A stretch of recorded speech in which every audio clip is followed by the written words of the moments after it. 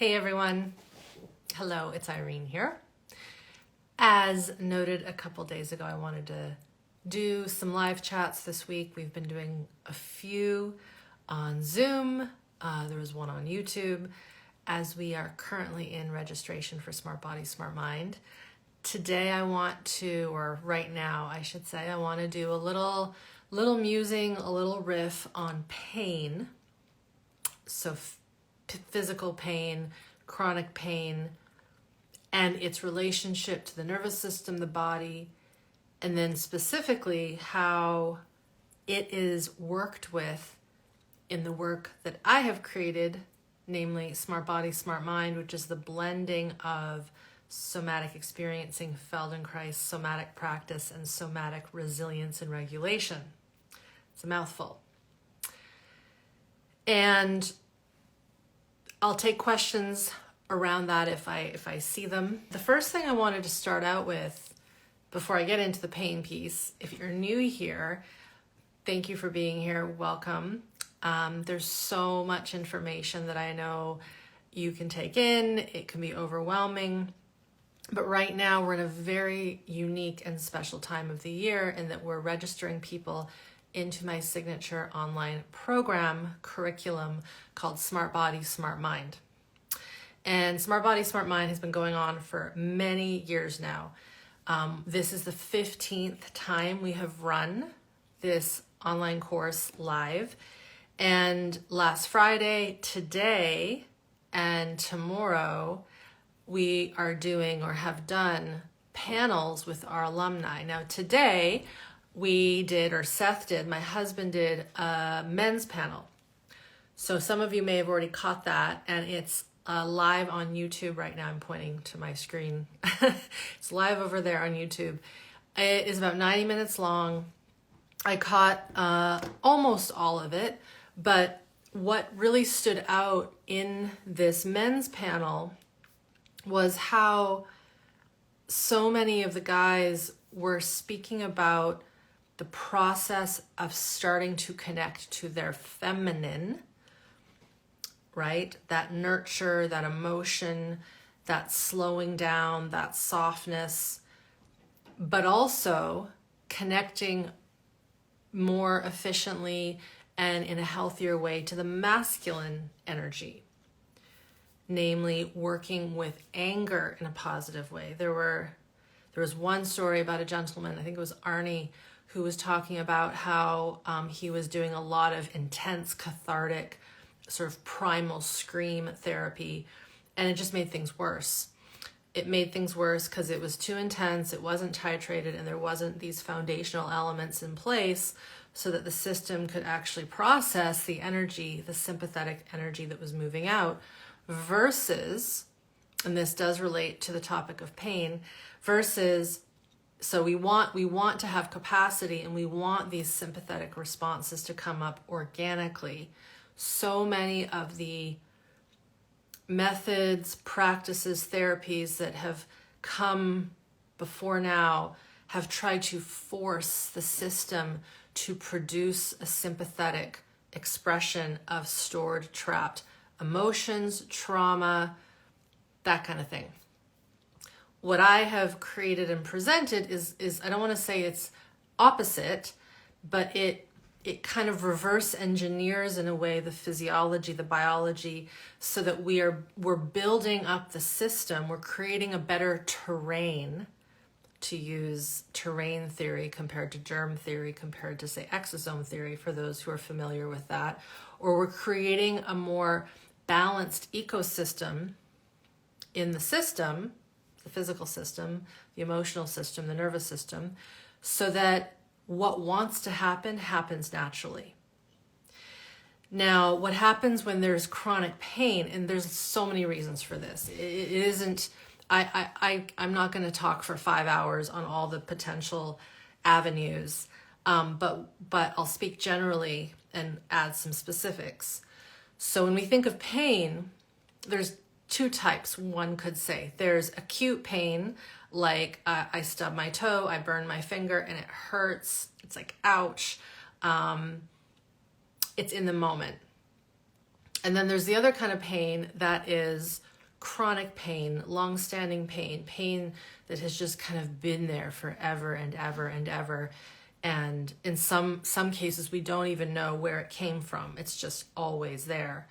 Now, there can be something like back pain because someone's posture is terrible and the muscles are overworking on one side and it's all rigid and contracted and the other side is weak, and that's creating this kind of ricochet effect through the skeleton, through the muscles, through the fascia, and that can create, neck pain in one area. But usually it's not that simple when it comes to a chronic thing. What caused the person to be in that collapsed posture? Was it an injury from when they were young? Was it being yelled at all the time when they were young, or it doesn't have to be when they were young, when they were a young adult, a teen, and it puts them into this state of collapse? Were they born with a defect in the skeleton so that the system is scoliotic, or one leg is longer than the other? That can create a lot of pain if the system hasn't learned how to functionally integrate that skeletal asymmetry and then the muscular overuse that has to happen in such a situation. So again, I could speak for hours about all the what ifs of shock traumas, broken bones, accidents.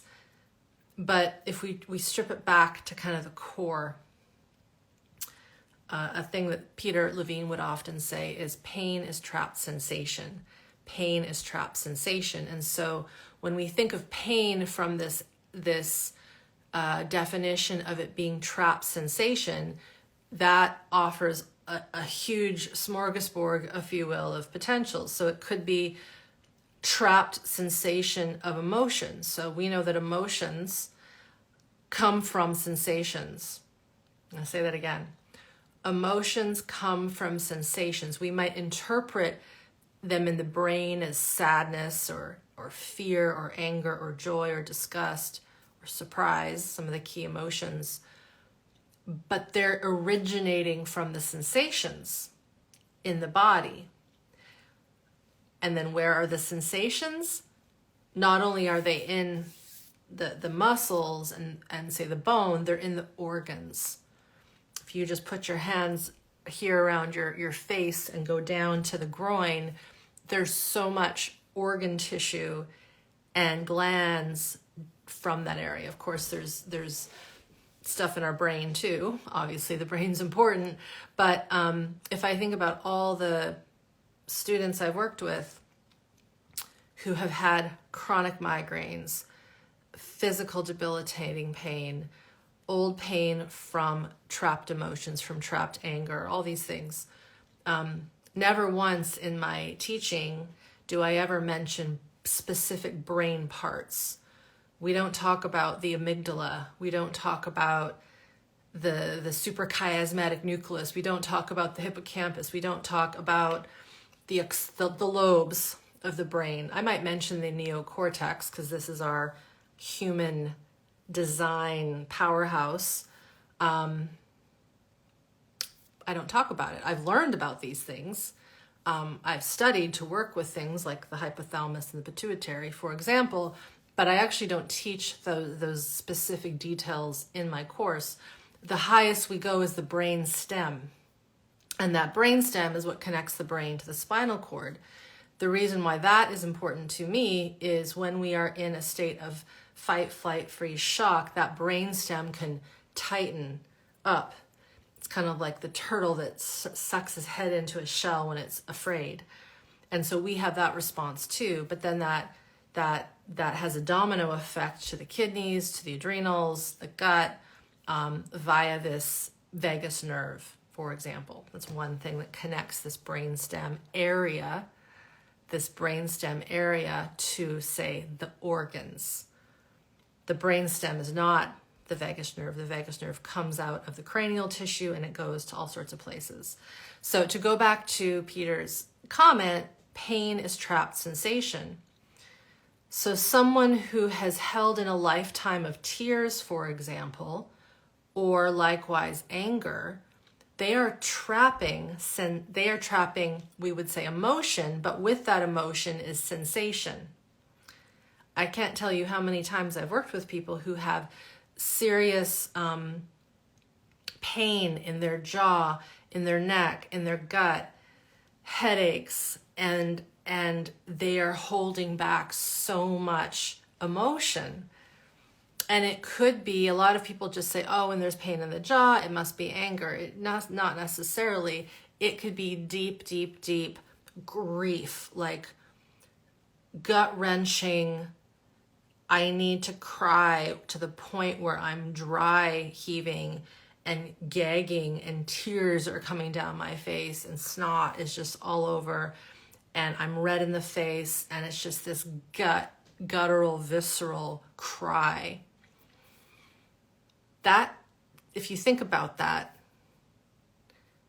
level of energy, that valence of emotion, that's a lot of energy. It's a lot of stuff. And so when we're keeping that inside, when we're trapping that inside, when we're trapping this sensation, these emotions, that can create a lot of tension.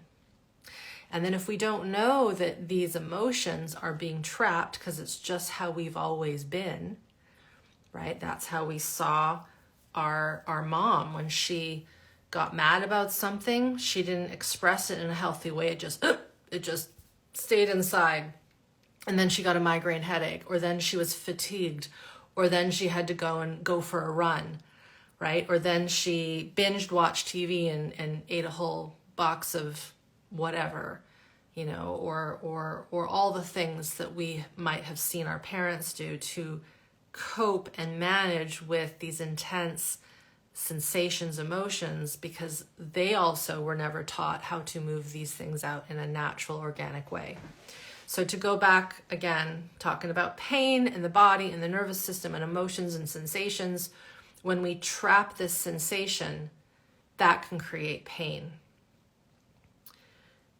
Now, the other thing that connects deeply with chronic pain in our current Western society, if I use that as an example, is what occurred to us when we were really, really young.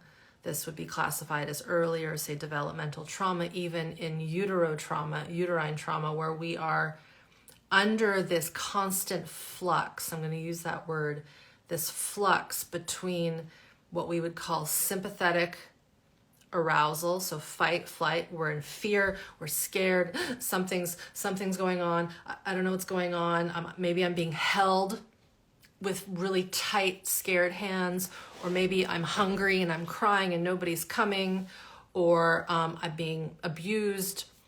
All these things that can occur to infants and in utero. But then if the system can't find safety, and with an infant, they can't find their own safety.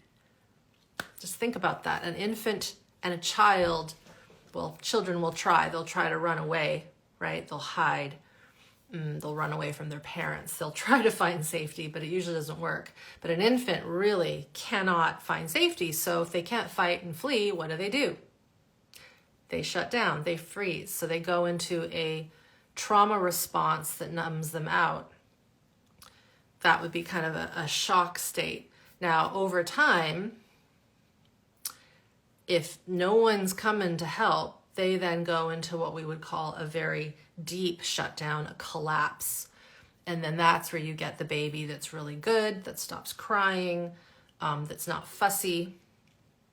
So if you imagine that situation, you have this little innocent, tiny human whom is living in a state, in this flux of fight, flight, and freeze. And because these higher brains of ours are so darn smart, and yes, we get enough food and we get enough shelter, and it's not so bad, the neglect's not so bad that we don't die.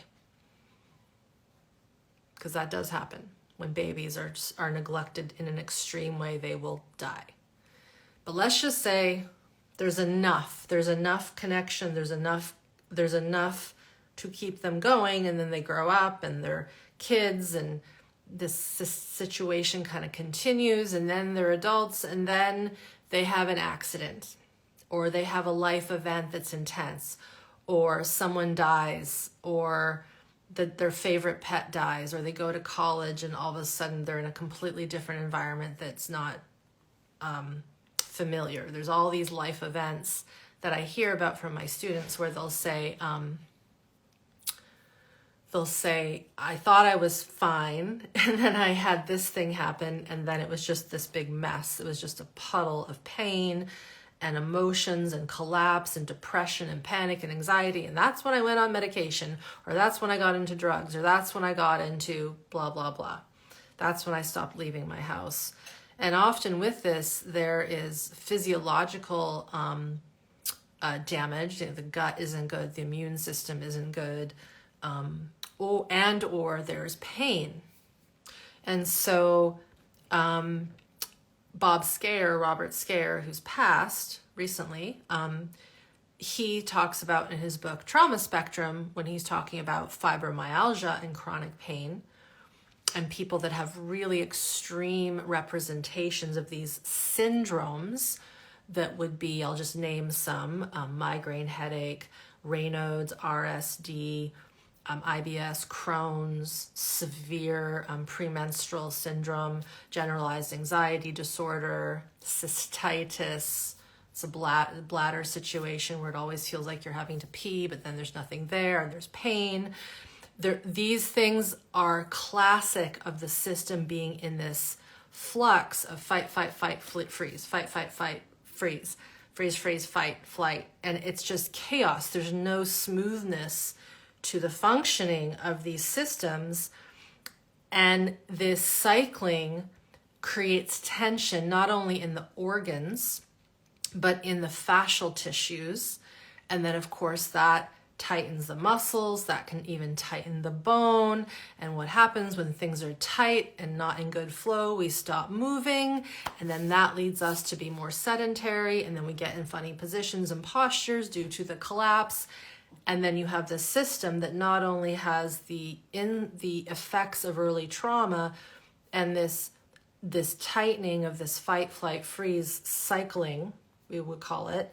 We then also have the system is not getting proper flow because the system isn't moving. So it's this double whammy, right? You're tired and you're fatigued, therefore you don't move. And then that lack of movement doesn't allow the lymph to clean out the waste products. It doesn't bring fresh blood to the tissues.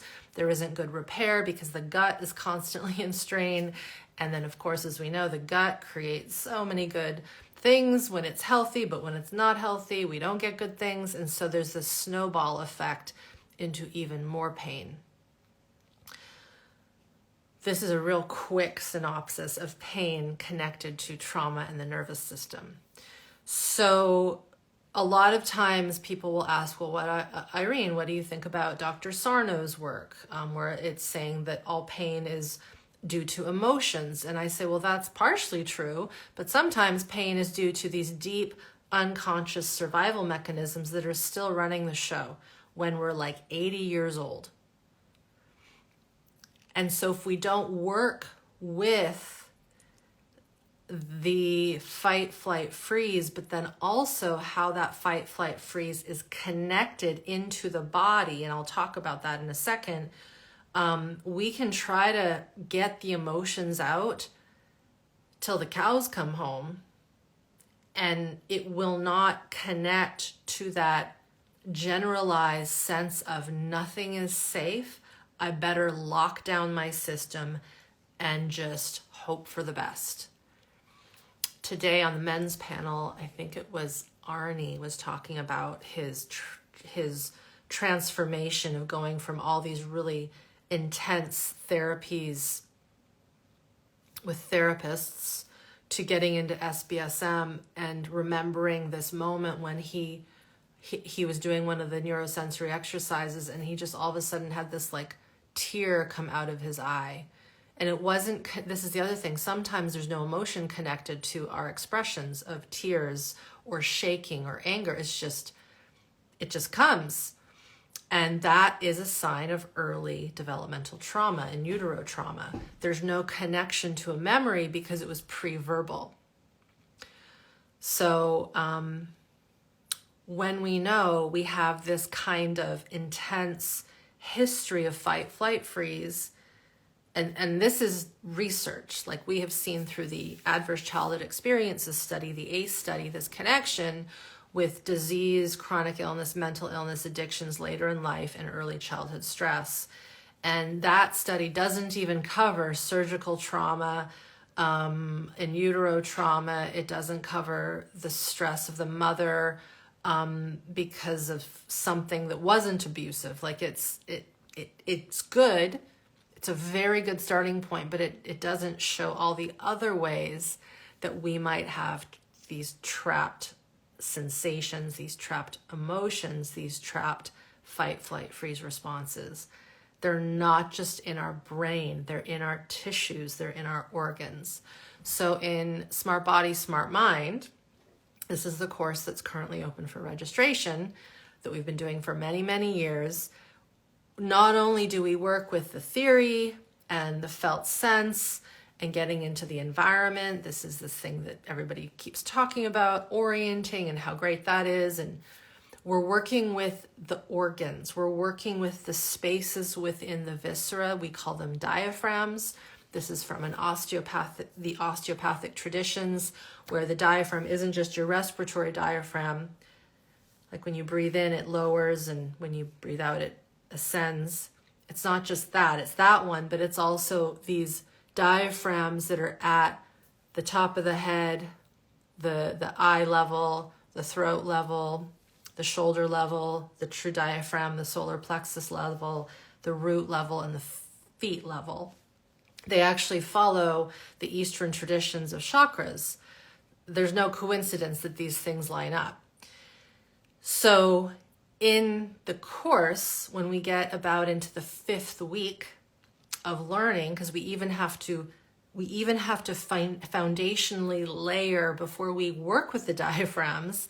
But when we get there, I teach and guide in a very gentle, subtle, intentional based way through these different levels of the body. And people will say when they get into the diaphragm work, that's when things start to really spark, because that is where a lot of these old survival stresses and memories even, and sensations and emotions are trapped. Because if you had something bad happen to you when you were young and it was once or repeated, there's going to be a holding of the breath. There is a fear response. The gut's going to clench. The throat's going to, I can't say anything. Oh, I don't want to look. Or if there's a, shock to the head, shock to the spine, shock to the legs, these diaphragmatic levels are going to go into a shock response. They're going to bear down. And then some people, it's the opposite. The armoring can't keep going, and then they're like a puddle.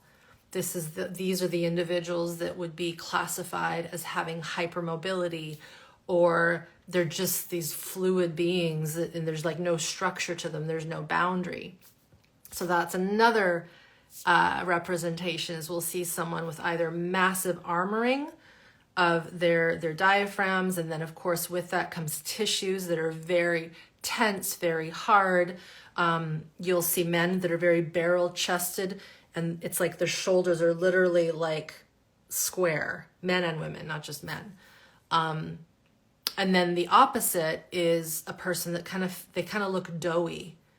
It's like there's no life in the tissue. It just kind of blah. That is also a response of the nervous system being in a highly, we would call, undercoupled state.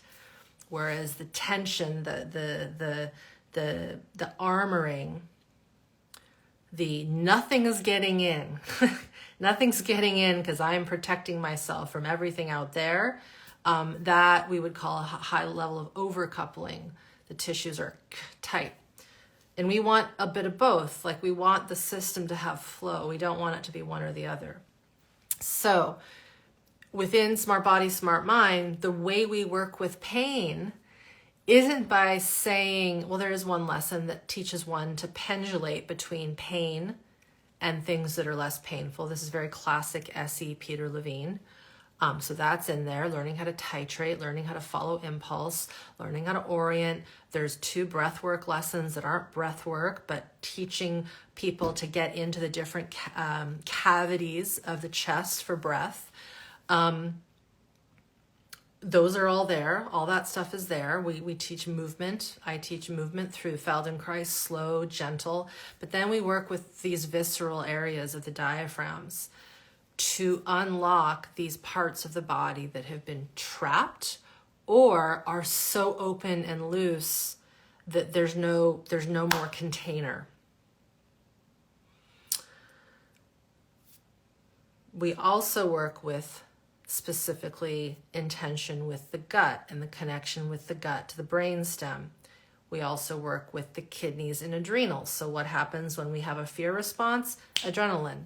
Kidneys, they freak out, right? And that's because they are under the adrenaline glands, the adrenal glands. And so when the adrenal gland is just pumping like, no one's business, because there's constant cycle of not only trauma, but survival stress that's trapped, those kidneys are constantly being pulled into action, and they don't want to be.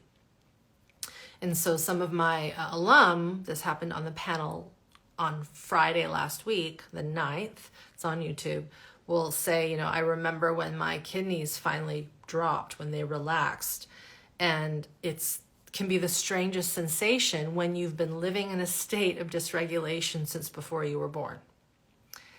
And it'll feel a bit strange, but that is the level we work with.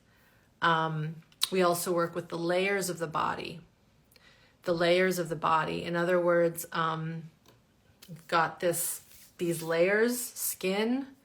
Under the skin is the fascia, then the fat, and then the muscle and the bone. So I teach guided lessons to work with these different layers, because just like the internal organs and the diaphragms are there to hold emotion and experience, our boundary of these layers is also responsible for keeping us safe, right? Our skin is the biggest organ in the body, and it temperature regulates, it keeps foreign pathogens out of the bloodstream. It obviously is there to help us produce good old vitamin D, which we know is so important. But yeah, temperature regulation, boundary and production of this essential hormone, vitamin D, is one of the biggest jobs of the skin, but it also gives us a sense of where we are in space. So for many people, they're walking around with skin that is numb. They don't realize that this is a sensory organ. And so we're also working with the skin. So these are just some of the, one could say, unique elements of what is in SmartBody SmartMind. There's a reason why it's called SmartBody. We're creating a smart body, and the body isn't just the movement of the body, it's all the things I've just been talking about. And then in turn, as that body gets smarter, as the capacity grows, that creates the smarter brain. A lot of people will ask, how is this different than brain retraining programs? And I've just described the difference. Nowhere am I asking you to change your thoughts and rewire your fear response.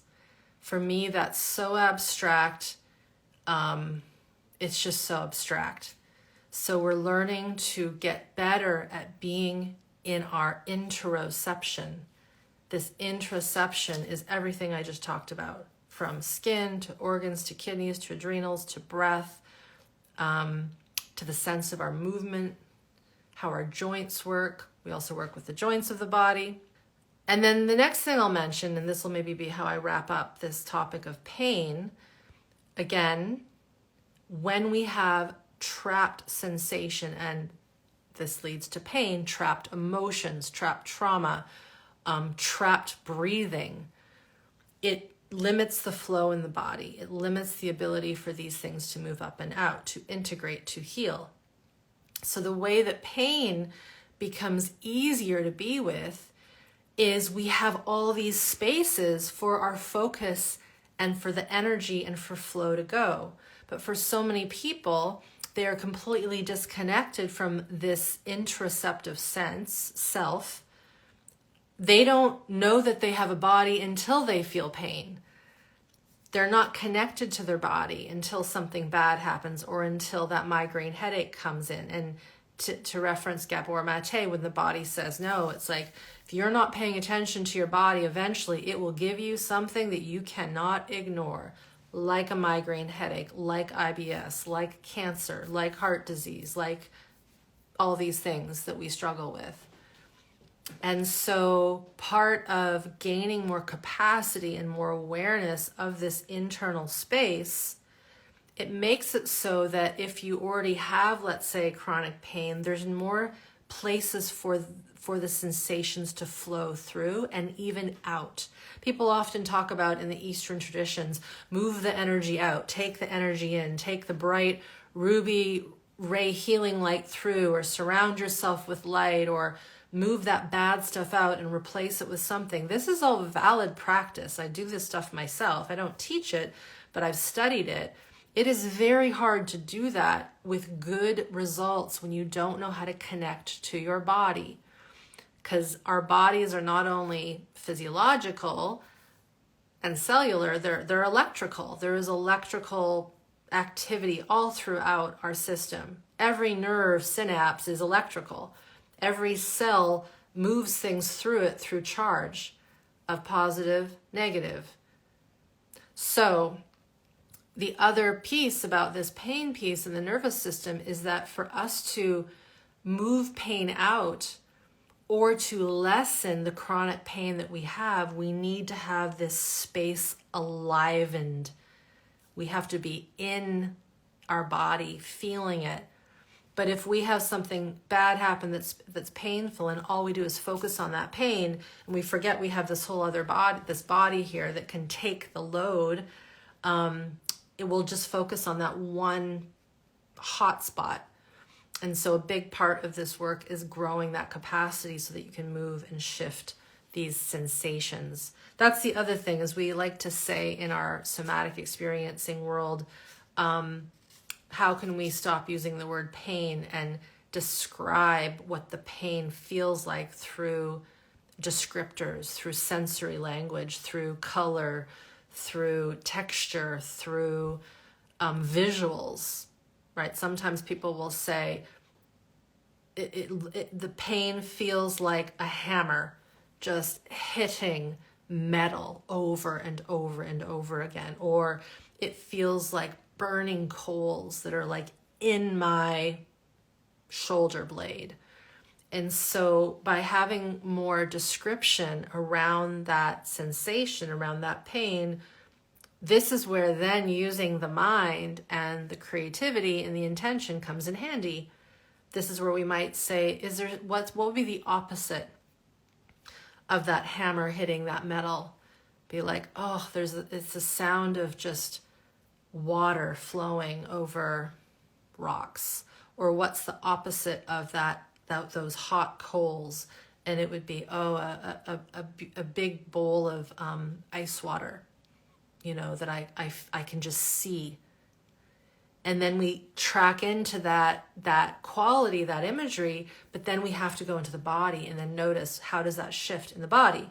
Now, this is a very kind of classic way that we would pendulate between a pain point and something less painful. But for many people, this also doesn't work, because those pain points are, and this goes back to what I was mentioning before with Rob Scare's work, these pain points aren't even in our mind, they're in our physiology at that unconscious level, because it happened pre-verbally. Doesn't mean that you can't work with pre-verbal trauma with the mind, but in my experience and through the colleagues that I have who have worked with Kathy Kane, which is where I get this information from in this practice, sometimes you just have to work with these stress organs, because they are the ones that have been working so damn hard since conception.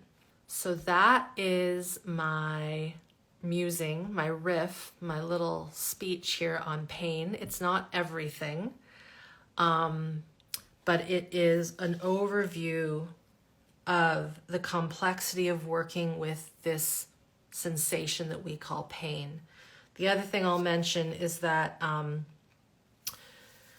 pain can become like a freight train that's not stopping. I just watched the last Mission Impossible movie. Such a great scene with the train at the end. If you've seen it, you know what I mean. And so when we start to snowball these pain responses, it can seem and feel like there's no way we're ever going to change because it just happens so quickly. It's called kindling. There's a kindling response, and it's fast and it's furious and it's intense. And so sometimes one way of working with pain that's that is intense is we don't focus on that. We focus on other things. This is where I talked about working with the diaphragms, working with the structures of the body to build up capacity. So there's just a little space. And then also catching ourselves when that first response comes. This is where the feldenkrais work that is within SmartBody SmartMind is so important, because it's teaching you to use your brain with your movement to shift direction of how you act and move. So feldenkrais is a huge body of work, but the way I use it in SmartBody SmartMind is to teach you how to relearn how you think and how to relearn how you move. Because if you don't know how your thought process works, or if you don't know that every time you move, you hold your breath, or you clench something, or you feel like you're constantly going to fall, all the things that happen when people aren't aware of their movement, if we don't work with that, we're not working with a massive part of our peripheral nervous system. And that peripheral nervous system is where the autonomic nervous system comes in. So when we are working with someone who has these real big freight train runaway pain responses, I don't see that so much as the emotions, and maybe in the brain things are going crazy and lighting up, but not everybody has this capacity to be hooked up to a neurofeedback machine to see this. But we can learn, or what you can learn, is how to notice how you bring yourself to move, how you bring yourself to act and think, and then we change it through basic developmental movement patterns. Learning how to roll, learning how to stand, learning how to breathe and bring air into different parts of the body, learning how to move the limbs and even notice how you move them and shift direction intentionally. So the thing that Dr. Feldenkrais really figured out and felt is that when you change the way a person moves with intention and thought and slowness, it changes how you think, how you sense, how you feel, how you act. And it's because those parts of the brain are so close to one another. And this is where neuroplasticity comes in. So that's the other thing I wanted to mention about pain, and intense pain that feels like it's just this freight train that's just going out of control. Sometimes we just kind of have to park that over there and work with the body in a very different way. So in SBSM, there's nobody there taking, an inventory of all your pain points. The curriculum is set. People move through it at a paced and sequenced way. We call this the 5 stages of neuroplastic healing sequencing. And we've just done this so many times that we know that the way it's paced, the way it's laid out, is it teaches one to grow capacity, grow this ability to work with their organs, work with these levels of the diaphragms, work with the brain through thinking, through movement, through changing intention, working at the stress level organ of the kidneys, the adrenals, the gut, the brainstem, the vagus nerve. Anger, I didn't mention that. We work with anger and healthy aggression quite a bit in SBSM. And this, again, when we're holding in these sensations in the form of emotions, that creates tension. Again, to go back to Peter's thing, pain, sensation that is trapped create pain, or pain is trapped sensation. Someone asked, is this a good course for someone with POTS? Absolutely. I did a whole video on that. So if you just look up POTS, which stands for Postural Orthostatic Tachycardia Syndrome, and my name, you will find it. Can you talk about trauma and infertility? It's not really my specialty, but I know enough about hormones to know that when our system is in this lockdown of fight, flight, freeze, our hormones just don't work properly.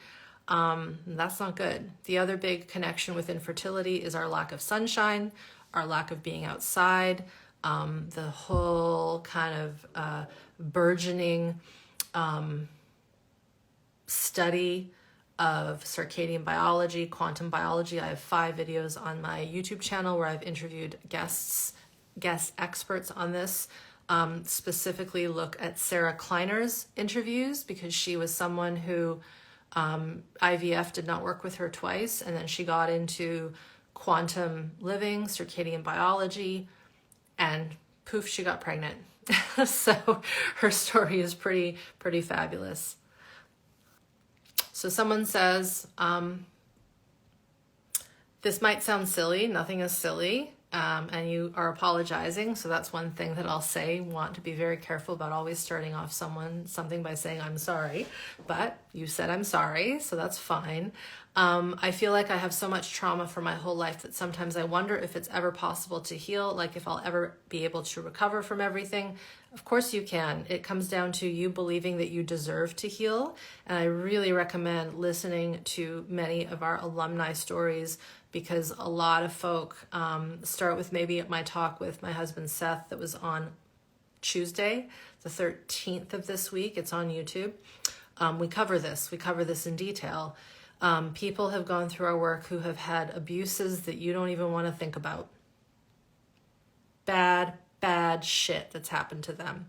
Complex PTSD, anxiety disorders, chronic fatigue, gut problems, all the things, autoimmune, you name it. And they've been to so many doctors, so many alternative healthcare practitioners. And it's not that those people were bad per se, it's just they weren't getting to this core level that I've just been talking about. So yeah, when we haven't been given these tools to get into the body at the level that I'm teaching, it will feel like it's impossible because you haven't been given those tools. So I really recommend anybody who is doubting their capacity to heal, take some time, like take 10 hours this weekend to listen to all of the stories that we have of my students and where they've come from. Many people have said they wouldn't be here. They wouldn't be alive if it wasn't for learning about this work and doing this work, practicing this work. Does someone have to do SBSM more than once in order to heal complex PTSD from a terrible childhood? 100%. If, again, watch and listen to my alumni talk about the process, the titration, the need to go at their own pace to build back foundation. I have not met anybody who's moved through all the lessons in 12 weeks. Even my colleagues who are the people that work for us and are our main professionals that are in our forums, they will say, there's no way I could have gotten through that in 12 weeks. So we're very upfront about that with the course. It is something that is not just a checklist of, okay, everything's done. You need to take time with it, and our team is very, very explicit about saying that over and over again. But what will happen is you'll go through the first round and you'll get a little bit of capacity, and then you integrate that capacity in the next round. You might do a little bit more, and the capacity is even more and even more. It compounds. It's like interest, if people still think about that stuff, right? This healing and this capacity building, it compounds. And when you get to a certain point and you finally are like, whoa, this is really working, that's when stuff starts to really shift quickly. But people will say, and this happened on my panel last Friday, one of our members, Salmimi is her name. She's from India. She's like, I didn't think anything was happening for the first 6 months, or I can't remember what it was, but something in her knew something was changing, so she kept doing it. It's kind of like, getting a healthier body weight and becoming more fit. It's no different. You can't just do that good lifestyle for 12 weeks and then stop it. Or if you've had a lifetime of just not good behaviors, one is not going to go from,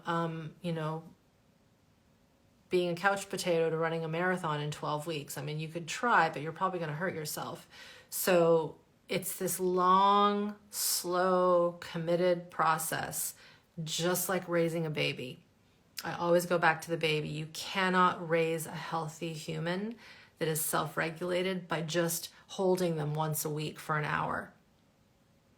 That was a joke, right? You can't do that. You need constant tending to that infant, constant.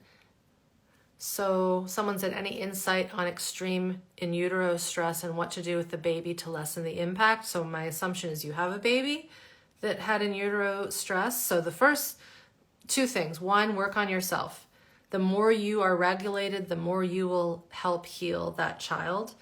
We're meant to be healers with our babies, with humans, and we've just lost that shamanic medicinal potential. You'd be surprised how many of us could help people heal if we were actually able to self-heal our own bodies. So that's the first thing. The second thing is, if you can find someone who specifically is trained in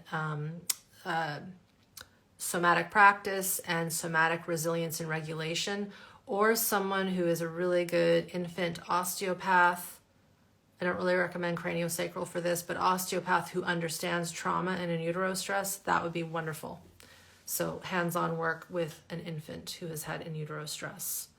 But I cannot stress enough, so much can be done with the mother or the primary caregiver doing their own work and then infusing that intention to their infant.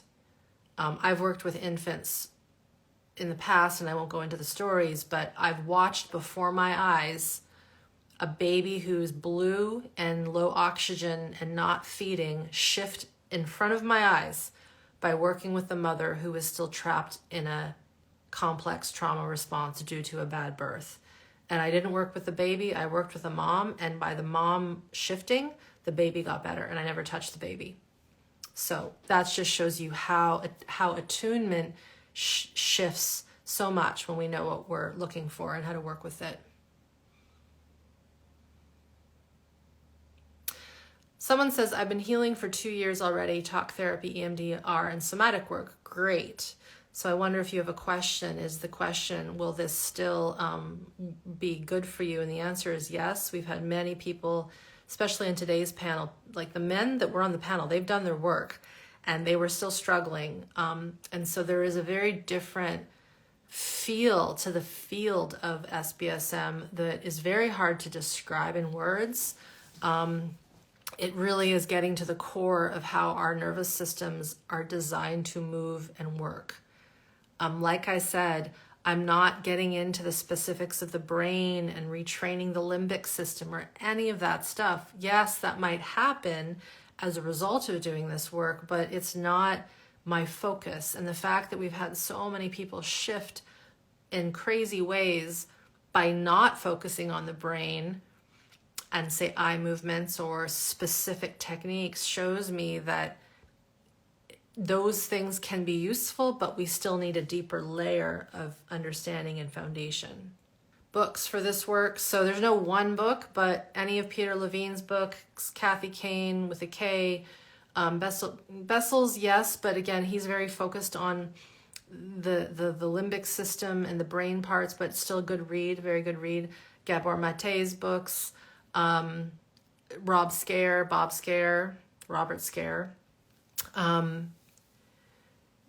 Some of the books that are my favorite are Norman Deutsch. But again, these are all books that are theory-based, right? There's some case studies in them, but they don't teach. So the theory is important. I've read all of them. But the piece is how do you do the practice to get back into the viscera, into the interoception? But those are some of I would say my favorite books are Norman Deutsch's books and Robert Scare's book, Trauma Spectrum. All right. I'm going to call it. So again, pain, it's not just about the pain. It's about the things that are making the pain stick around.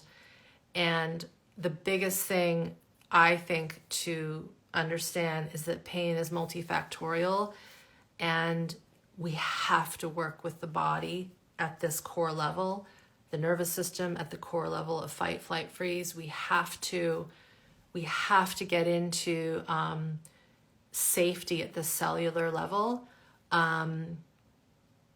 And that's what I teach. Someone just asked, what's the difference between my program and other nervous system programs? I just spoke to that.